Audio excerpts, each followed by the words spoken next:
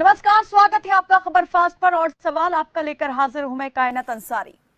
एक मजबूत सरकार किसी भी देश की तरक्की का आधार होती है। उसी के आधार पर और उसी आधार के रूप में देश को मिली बीजेपी नीत मोदी सरकार।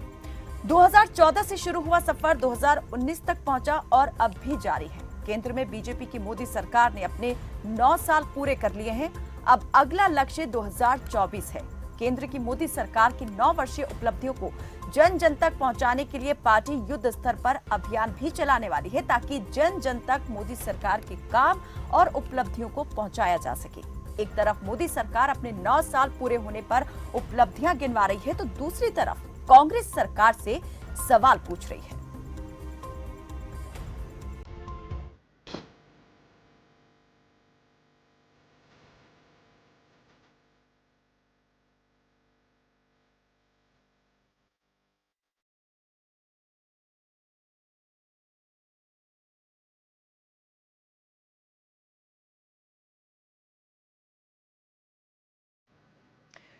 30 मई ये वही तारीख है जब 2019 लोकसभा चुनाव में शानदार जीत दर्ज करने के बाद नरेंद्र मोदी ने दूसरी बार बतौर प्रधानमंत्री देश की कमान संभाली थी। लोकसभा की 543 सीटों में से बीजेपी ने 303 सीटों पर जीत दर्ज की थी।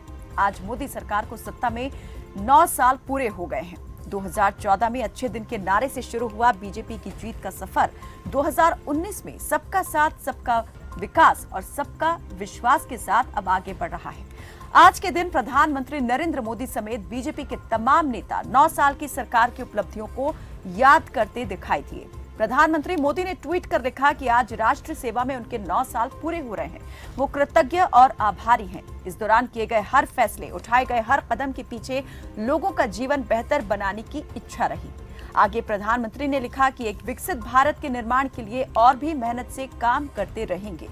वहीं एनडीए में शामिल दूसरे राजनीतिक दलों ने भी प्रधानमंत्री नरेंद्र मोदी के नेतृत्व की सराहना की और कहा कि जनता की आकांक्षाओं की कसौटी पर सरकार पूरी तरह खरी उतरी है। एक तरफ बीजेपी देश हित और लोक हित में लिए गए सरकार के बड़े और कड़े फैसलों की सराहना कर रही है, तो वहीं दूसरी ओर कांग्रेस ने सरकार के 9 साल के कार्यकाल पर सवाल खड़े किए हैं। मुख्य विपक्षी दल कांग्रेस ने आरोप लगाया है कि प्रधानमंत्री ने जो वायदे किए थे वो काल्पनिक थे और कोई वायदा पूरा नहीं हुआ। 9 साल 9 सवाल शीर्षक से एक पुस्तिका जारी कर कांग्रेस ने मोदी सरकार से सवाल किए हैं। राजनीति में आरोप प्रत्यारोप तो होते ही है, सत्ता पक्ष से विपक्ष सवाल पूछता ही है, लेकिन दावों की असल हकीकत क्या है वो जनता जनार्दन से बेहतर कोई नहीं जान सकता। तो आज हम भी पूछ रहे हैं आपसे वही सवाल, केंद्र में मोदी सरकार के कैसे रहे 9 साल, क्या मोदी है बेमिसाल? इन सवालों का जवाब हम तलाशेंगे, लेकिन सबसे पहले डालते हैं कुछ जरूरी बातों पर नजर। मोदी सरकार की 9 साल की उपलब्धियां और कांग्रेस द्वारा पूछे गए 9 सवाल। लेकिन उससे पहले आपके टीवी स्क्रीन पर हम दिखा रहे हैं खबर फास्ट के सवाल। तो सबका साथ, सबका विकास, कितना बढ़ा विश्वास? क्या जनता का विश्वास बढ़ा है सरकार पर? देश से अच्छे दिनों का वादा हुआ है साकार। 9 साल का आधार मोदी नेतृत्व फिर होगा स्वीकार, क्योंकि तैयारी अब 2024 को लेकर है। केंद्र में बीजेपी के 9 साल कितने रहे कमाल? सबका साथ, सबका विकास, कितना बढ़ा विश्वास? तो ये वो सवाल हैं जो मोदी सरकार से इस वक्त जो है किए जा रहे हैं। तो वैश्विक स्तर पर भारत का बढ़ता कद, और कांग्रेस ने सवाल किया गरीब, आदिवासी और जरूरतमंदों के सपनों को आखिर क्यों कुचला गया है? किसानों की आय दुगनी कब होगी? एमएसपी गारंटी क्यों नहीं दी गई? तो बीजेपी की उपलब्धि, राष्ट्रीय सुरक्षा पर जोर दिया गया है सरकार के कार्यकाल में। गरीब आवास और शौचालय जैसे कल्याणकारी कदम उठाए गए। तो वहीं कांग्रेस का अगला सवाल, अडानी की फर्जी कंपनियों में 20,000 करोड़ आखिर किसके? हर घर नल से जल योजना को बढ़ावा मोदी सरकार में दिया गया है, ये एक और उपलब्धि गिनवाई गई। तो वहीं कांग्रेस का अगला सवाल, भारत की जमीन कब्जाने वाली चीन को 2020 में क्लीन चिट क्यों दी गई? ये सवाल लगातार कांग्रेस पूछती आ रही है। बुनियादी ढांचा विकास और विनिर्माण क्षेत्र में तेजी आई है। मोदी सरकार ने इन तमाम बातों पर ध्यान दिया, जोर दिया। तो वहीं कांग्रेस ने सवाल किया कि चुनावी फायदे के लिए सामाजिक सद्भाव को दांव पर क्यों लगाया गया? सुप्रीम कोर्ट के आदेश के बाद राम मंदिर का निर्माण कार्य आरंभ करना भी मोदी सरकार की उपलब्धियों में शामिल रहा। तो उसको लेकर भी कांग्रेस के आप ये तमाम सवाल देख रहे हैं, जो 9 सवाल कांग्रेस ने मोदी सरकार से किए हैं और कहा कि मोदी सरकार को उपलब्धियों के रूप में नहीं बल्कि माफी दिवस के रूप में इस दिन को मनाना चाहिए। तो आप क्या सोचते हैं, मोदी सरकार के 9 साल कितने बेमिसाल, या कांग्रेस के 9 सवाल जो हैं आपको लगता है कि ये है कमाल? नंबर आपकी टीवी स्क्रीन पर फ्लैश होते रहेंगे और इन नंबर पर कॉल करके आप भी हमारे साथ इस कार्यक्रम में जुड़ सकते हैं। अपनी बात इस कार्यक्रम के जरिए आप सत्ता के गलियारे तक पहुंचा सकते हैं, जिम्मेदारों के कानों तक पहुंचा सकते हैं।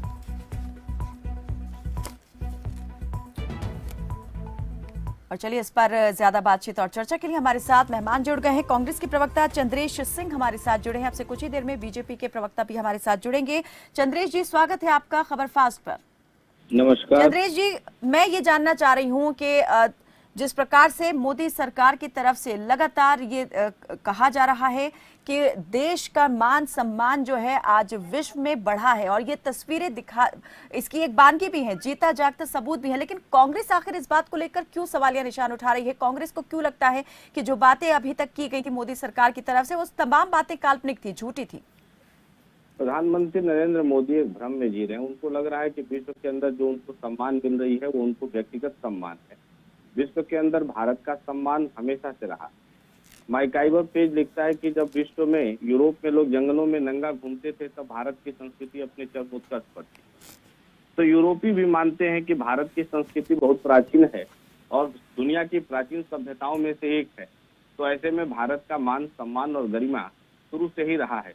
जब नेहरू जी ने दुनिया को गुट निरपेक्षता का पाठ पढ़ाया तब भी भारत का सम्मान दुनिया के अंदर था। जब अफ्रीका में लोगों के हक की आवाज को गांधी जी ने बुलंद किया तब भी भारत का नाम दुनिया के अंदर था। तो भारत शुरू से ही एक महान देश रहा है। प्रधानमंत्री जी एक भ्रम में जी रहे हैं, पहली बात तो ये। दूसरी बात कि आज जो देश की बुनियादी जरूरतें हैं उस पर भारतीय जनता पार्टी ने कितना काम किया है, देश ये जानना चाहता है। इन्होंने देश से वादा किया था कि प्रतिवर्ष 2 करोड़ लोगों को रोजगार देंगे, स्विस बैंक से काला धन वापस लाएंगे, महंगाई कम करेंगे, देश में बुलेट ट्रेन चलाएंगे, काशी को क्योटो बनाएंगे, देश में 100 स्मार्ट सिटी बनाएंगे। इनमें से एक भी वादा इन्होंने पूरा किए हो तो बता दें।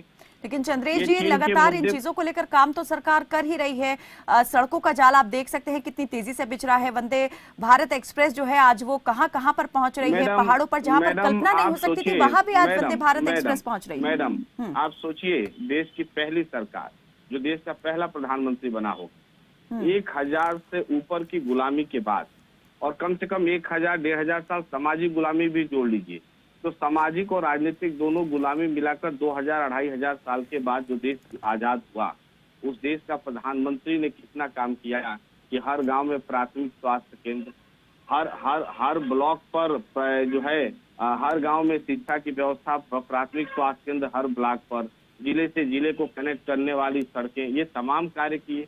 उसने IIT बनाया, IIM बनाया, रेल बनाया, भेल बनाया, गेल बनाया, सेल बनाया है।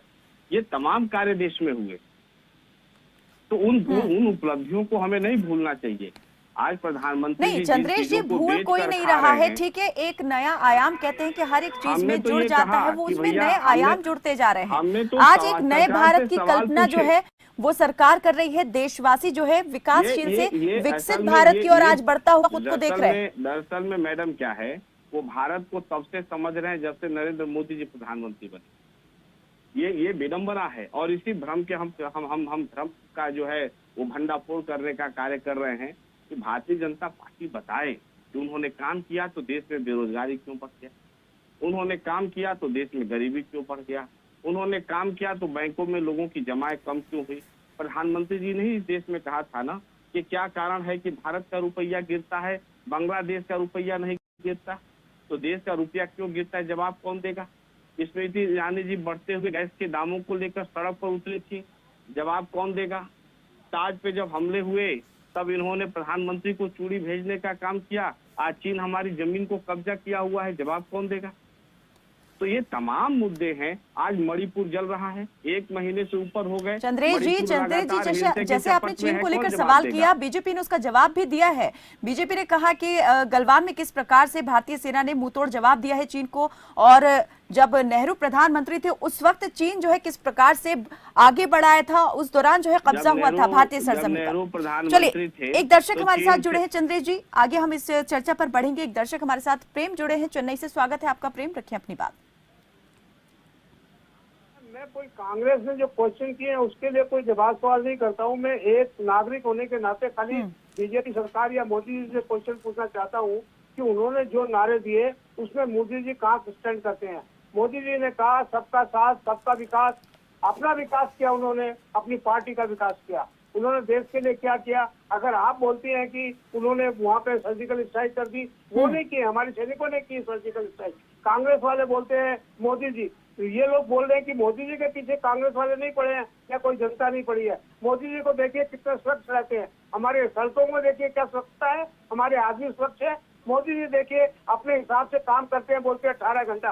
क्या मैं 18 घंटा काम कर सकता हूँ? मेरे को बस नहीं मिलती है, बस से लटक के जाना पड़ता है, मेरे को पहुंचने में 3 घंटा लगती है, वापस आता हूँ ऑफिस से तो मेरे को 2 घंटा लगती है, घर में खाना अपना बनाता हूँ। तो मोदी जी ने क्या किया? मोदी जी का नाम क्या है? अपने 6 बार कपड़े बदल लेने का मतलब ये होता है स्वच्छता कहाँ से लाए जब मेरे पास इनकम नहीं है। आज के नौजवान फिर रहे हैं, उनके पास कुछ नहीं है खाने को, खाली मुफ्त में हर जगह बोलते हैं कि मुफ्त में मैं 80 करोड़ जनता को दे रहा हूँ। किसके पैसे हैं? वो मोदी जी के। आज अगर आपको पैसे दे दिए जाए इसमें तो आप भी मुफ्त में जनता को अगर बांटेंगी, आपका नाम होगा तो आपको भी वोट मिल जाएंगे। ये जो डबल इंजन की सरकार बोल के कि अगर केंद्र में सरकार हमारी है, अगर राज्य में सरकार नहीं आएगी तो हम सहायता नहीं करेंगे, ये अननेसेसरी एक इम्प्रेशन डाला जा रहा है। आज की जनता समझ ही नहीं पा रही है क्योंकि उनको अपनी कमाई की टाइम खोजनी है, उनके पास ये टाइम नहीं है कि वोट किसको दिया जाए। आज देश की गरीब जनता ये समझ रही है जो मेरे को मुफ्त में अनाज दे रहा है उसी को वोट दे दो।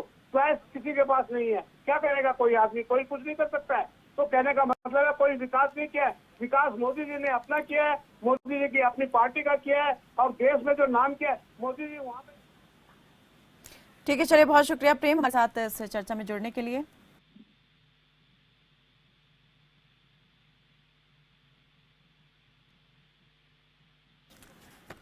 जी चंद्रेश जी, अभी जिस प्रकार से दर्शक हमारे साथ एक जुड़े, खासी नाराजगी उनकी सरकार के प्रति दिखाई दी। ठीक है, राज्य सरकारें अपने तरीके से काम जरूर करती हैं, लेकिन केंद्र सरकार का काम करने का तरीका जो है अपना अलग ही रहता है, वो तमाम दुनिया के सामने दिखाई देता है। आज जिस प्रकार से प्रधानमंत्री नरेंद्र मोदी भारत को विश्व के बीच में लेकर पहुंचे हैं, क्या इससे पहले इस प्रकार से अप्रोच थी?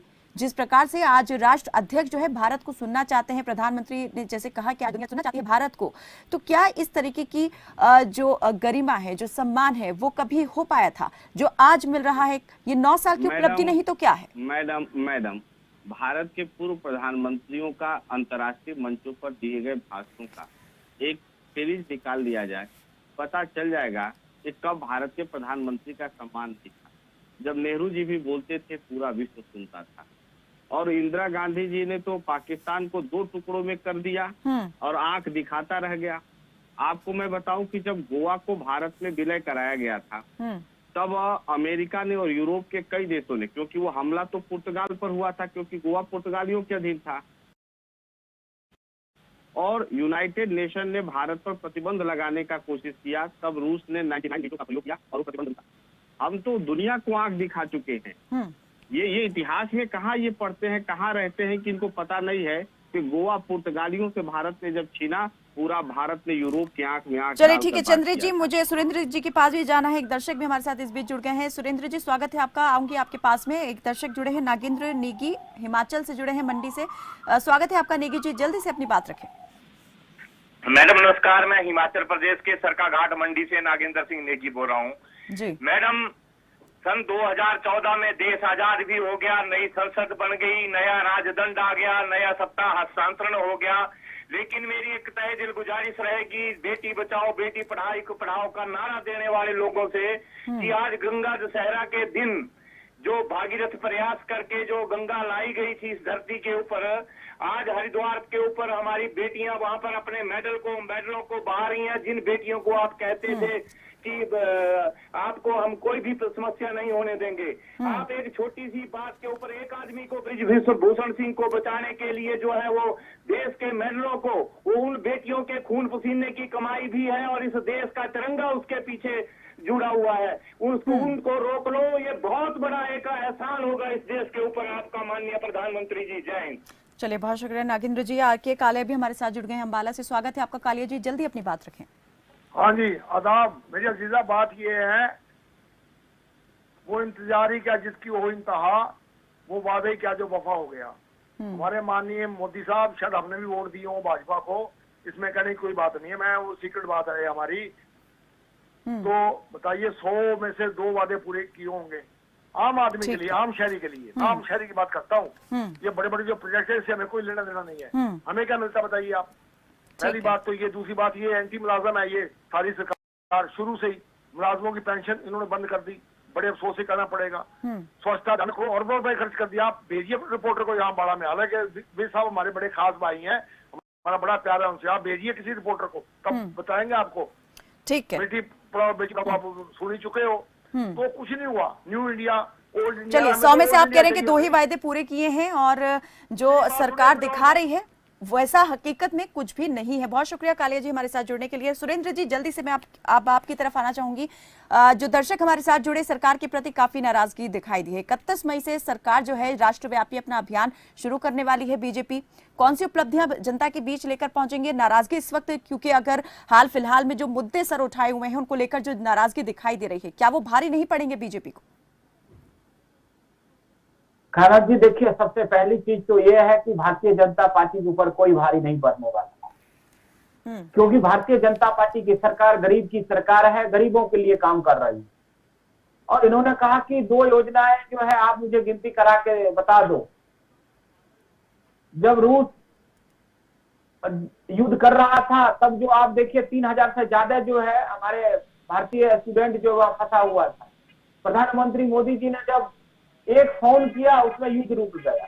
ये कहते हैं कि देश से बाहर मोदी ने क्या किया। अभी आपने देखा होगा 4 दिन पहले जो है मोदी जी जब हिंदुस्तान लौट के आए तो किस प्रकार से उनका मान सम्मान और देश का मान सम्मान हुआ, ये भूल गए।